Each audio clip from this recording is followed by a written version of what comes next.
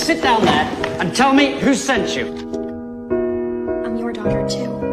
Oh, for heaven's sake. Seems you had an even better time in Morocco than you let on. Just a few days ago, I suddenly discovered that my biological father was actually a British nobleman. But when I traveled such a great distance to my father's castle, I was stopped by the guards at the gate. They stared at me, as if I had entered some forbidden zone. They wouldn't let me in. I had to try a different approach. The vines on the wall were very sturdy. I grabbed onto them and climbed up little by little. When I fell into the courtyard, I didn't even have time to feel happy. A pair of hands had already grabbed me. So he was Henry, my father. But he had treated me like a paparazzi. And so came that opening scene. You sit down there and tell me who sent you. I'm your daughter, too.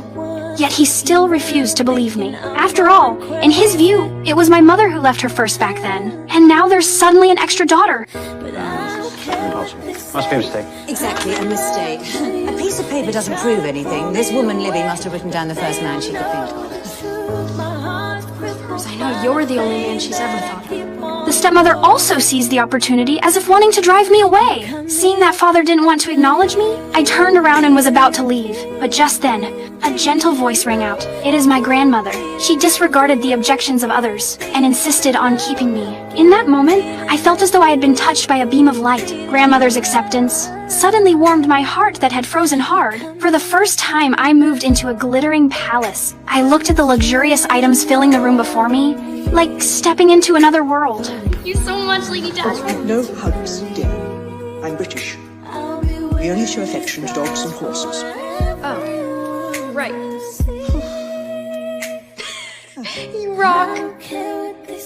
Although I settled down under my grandmother's acceptance, I soon understood that acknowledging kinship was not simple at all. My appearance made my would-be stepmother sense a crisis. It also made my stepsister begin to secretly harbor hostility toward me, until that day, when they finally found their opportunity. Because father was a candidate for the next Prime Minister of Britain, he had to explain to the voters who I was. So he decided to reveal my identity at the Royal Fashion Show. When I heard this news, I was overjoyed. It turned out he was not unwilling to acknowledge me.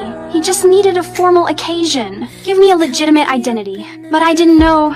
Our conversation was overheard by my stepsister. Her jealousy flared up like fire. So to make me embarrassed in public, she not only deliberately misled me into choosing the wrong clothes, but also basely bribed the on-site staff to guide me from backstage onto the stage. It instantly sparked discussions among all the nobles, but they didn't know that during these years without my father, I had long grown accustomed to the life of performing arts on the streets with my mother. I took off my coat and removed my hat, walked briskly to the center of the stage. Began her own exclusive fashion show. I used my sincere and cute appearance, successfully won the favor of the noble young master, successfully turned the tide, and unexpectedly received an invitation to the princess's dinner party. I saw pride flash in my father's eyes. It was a look I had waited for many years, but